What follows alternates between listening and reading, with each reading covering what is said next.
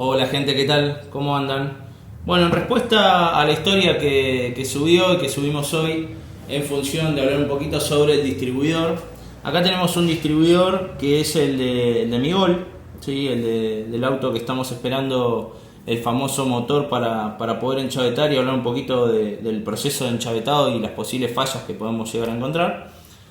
Y bueno, quería mostrarles esto que, como lo vieron y como lo van a ver también en la publicación que voy a hacer, que se va a subir este video, cómo estaba la carcasa y en función de la tapa y demás, el captor Hall, ¿sí? El rotor, la mugre que llegaba a tener en función de un óxido que había, que encontramos la pérdida también y lo vamos a solucionar, y el hollín que se había formado acá con respecto a la carbonización, por ejemplo, de partículas de aceite. Ustedes entiendan que, como podemos ver acá, este es un distribuidor Bosch, ¿sí? Original, este es el que salió de fábrica con el vehículo, nunca se lo cambió, nunca nada, digamos. Bueno, descubrimos un par de cositas que a medida que empecemos a dar un poquito más de hacer videos y hacer una que otra publicación, vamos a hablar un poco de ese motor que nos encontramos con muchas curiosidades, buenas, ¿sí? Buenas y malas, pero buenas en general, para mi sorpresa, que bueno, después lo vamos a charlar. Hoy vamos a hablar un poquito sobre el distribuidor, qué partes conforma este tipo de distribuidor, que es un tipo de distribuidor especial, a diferencia de los distribuidores que nosotros podemos llegar a encontrar en vehículos platineros, ¿sí? Como por ejemplo el Ford Falcon o Chevrolet 400, los viejos Renault 12, ¿sí? En función a eso, nosotros vamos a mencionar que en este caso tenemos un vehículo con inyección electrónica. Dicho de esa manera, vamos a encontrar que faltan muchas más piezas en su interior que en un encendido convencional o transistorizado, demás. Bueno, ¿qué encontramos acá? Nos costó mucho sacar este eje que ustedes ven acá con las pantallas obturadoras, ¿sí? para el sensor, para este sensor que tenemos acá. Nos costó mucho sacar este eje porque estaba literalmente clavado. Fíjense cómo yo inserto el eje, no estoy haciendo presión, es más, miren, lo voy a dejar que caiga, ¿sí? Literalmente cae solo, así tiene que funcionar y tiene que girar libremente como está funcionando acá, ¿sí? Está girando libremente sin ningún tipo de arrastre, ruido extraño, atrapamiento o demás. Estaba clavadísimo esto, ¿sí? Es propio hacer un buen mantenimiento, o sea, ¿me da algo, algún beneficio? Sí, indudablemente. Esto tiene que girar libremente, no tiene que haber ningún tipo de resistencia, ningún bloqueo, y tiene que estar lubricado este eje, ¿sí? Y obviamente limpio también para poder usarlo y reinstalarlo en nuestro vehículo. Si tenemos un Gol, si tenemos un Renault 12, no importa qué tipo de vehículo sea, un Chevrolet 400, un Fordcito, un F100, cualquier vehículo que tenga ya sea carburación o inyección electrónica y que tenga distribuidor, nosotros necesitamos realizarle un mantenimiento. Y por ahí entender también que en función de esto nosotros podemos mejorar el andar de nuestro motor y del vehículo en función de pequeños tips o cambios que le podemos llegar a hacer para mejorar o por lo menos volverlo a su estado original como salió de fábrica. Bueno, el ensamble es bastante sencillo, no habría tanto problema en eso. Sacamos lo que es el eje, tenemos acá lo que es la carcasa, y se colocaría en donde están esos dos tornillitos que vemos acá adentro, ¿sí? Lo que sería el sensor Hall, que este sería el encargado de avisarle a la computadora. Vamos a explicarlo muy básicamente para que se entienda y podamos seguir con la explicación. Le dice a la computadora cuándo dar el salto de chispa o realizar una chispa que vamos a distribuir por medio de este rotor colocado en el eje, ¿sí? En el eje de mando, ahí, ¿sí? Tiene esa mueca para que podamos colocarlo en una única posición, ¿sí? En el interior, y que no se mueva, ¿sí? Y que pueda girar en el interior de lo que sería la carcasa, ¿sí? Distribuyendo para cada una de las salidas de una tapa de distribuidor que tenemos acá.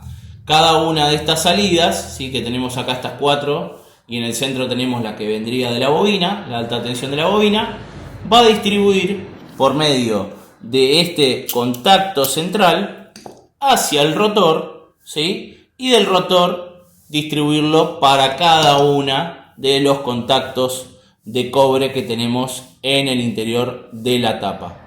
Entonces, en función de lo que es este tipo de distribuidor, no hay mucha complejidad, ¿sí? Pero sí hay ciertas cosas en donde nosotros tenemos que tener en cuenta en función de cómo detectar si nuestro distribuidor está en buenas condiciones o no.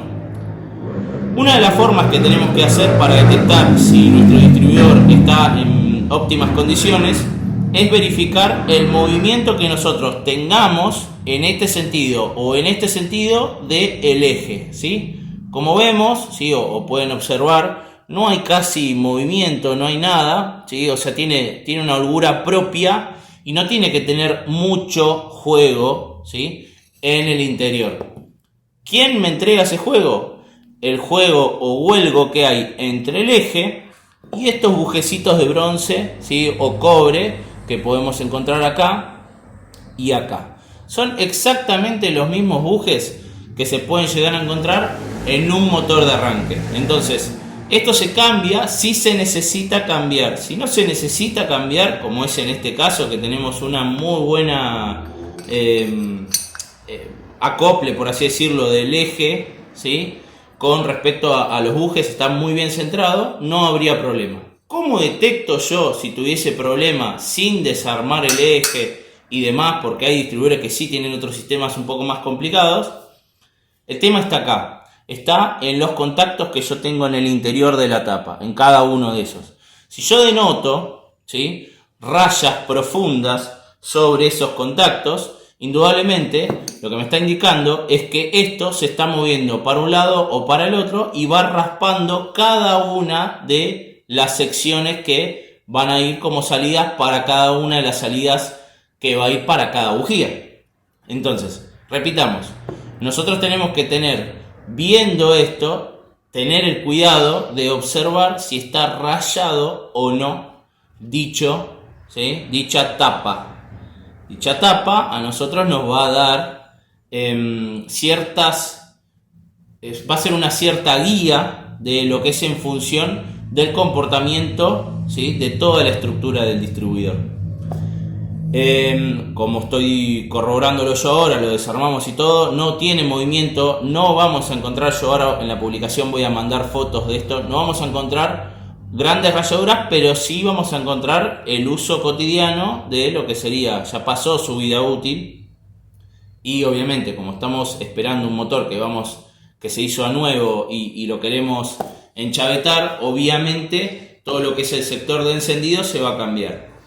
La parte inferior, lo que tenemos, ¿sí? Tenemos un acople que va en esta posición, ¿sí? Tenemos un agujerito ahí está, ¿sí? Y un agujero en el eje, el cual va a ser conectado y unido estas dos piezas por medio de una espiga elástica, que no es otra cosa que un pernito, ¿sí? Un perno que va a ser pasante del eje, ¿sí? Por el cuerpo de este engranaje helicoidal. Este engranaje helicoidal se va a conectar por el eje de mando. El eje de mando es el eje secundario, eje auxiliar, le dicen también, pero es el eje de mando auxiliar, ¿sí? Que también tiene un engranaje, se conecta para realizar el movimiento en este cuerpo, ¿sí? Eje que tenemos acá. Y esta moldura que nosotros tenemos, que tenemos esta forma, es para conectar la punta, ¿sí? de la bomba de aceite. Entonces, por medio del engranaje que nosotros tenemos acá, va a haber movimiento transferido del eje secundario o eje auxiliar o eje de mando al eje de rotación del distribuidor y a la bomba de aceite. Va a estar conectado esos tres elementos: eje de mando, eje de distribuidor, eje de bomba de aceite. Por eso la importancia de la función de este acople para que se le transmita el movimiento y así poder moverse tranquilamente en el sentido que tiene que moverse. En este caso, ¿sí?, se va a mover en sentido horario, ¿sí? En sentido horario, como las agujas del reloj, es como se va a mover este distribuidor, en este caso.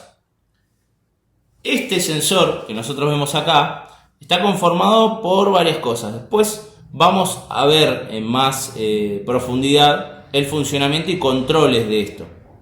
Pero habitualmente, para decirles rápido, lo que nosotros